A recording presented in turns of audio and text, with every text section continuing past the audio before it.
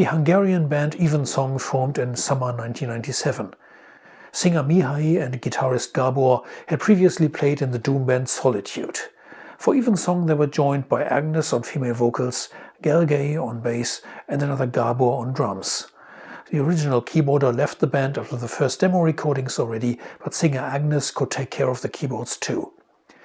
This lineup stayed together as long as Evensong existed. Rarely enough, they made it through several albums without any lineup changes. 3 months after they started the band, they recorded a first demo tape called Lost Tales. These songs show the direction where they wanted to go. Melancholic metal, slow, heavy, but atmospheric, with a sense of darkness that probably stems from the doom metal origins of the band. And no one to careless the wound,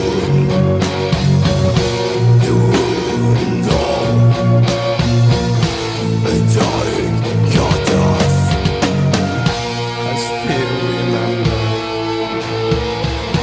a passionate nature, and I still hear her calling my name.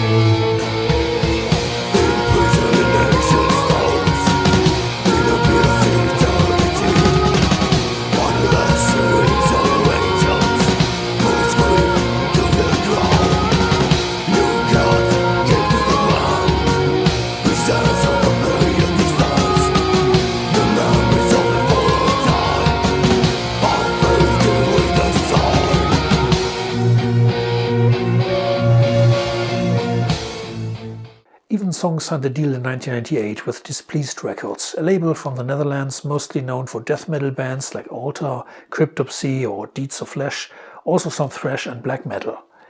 Evensong are not a typical choice for this label, which is obviously more into old school aggressive stuff. They must have recognized some potential on the demo, so they released Evensong's first album, Path of the Angels, in 1999.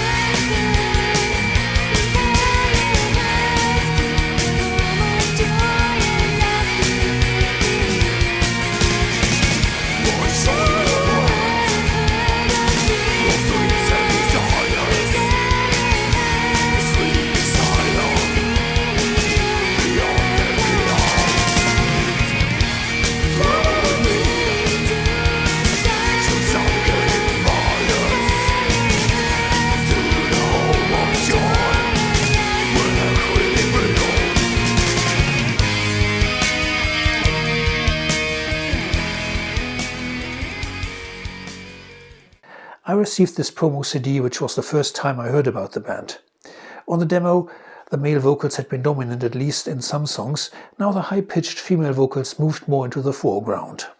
In an interview with Orkus magazine, Mihai pointed out the escapism Evensong wanted to evoke, enabling their audience to escape from reality for a while. The band had a distinct vision where they wanted to go, and within less than a year, the second album was already recorded.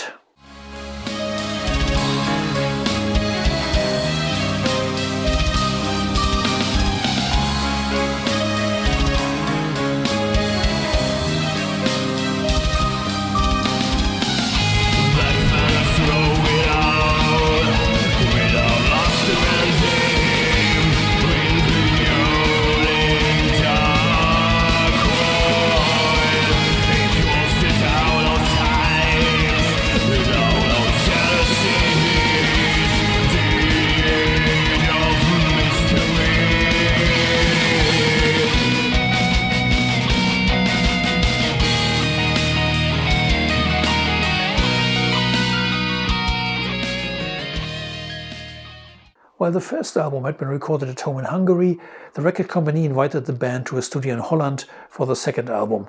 I suppose they didn't have much choice for a producer, the label will have decided that, but the result is good. Especially the guitars sound bigger and make Man's First Disobedience the heaviest album of the band. Only 6 songs are on this album, but with an average length of 7 minutes. I always just play 1-minute excerpts from songs for this series of band histories, because if you want the whole songs, support the artists and buy the album. I regret this editing a little bit in the case of Evensong, because it is the structure of different elements puzzled together that keeps the listener's interest awake for these 7 or 8 minutes. Complexity is an important part of the creative talents at work here. Unfortunately, they would take that a little bit too far on the next release.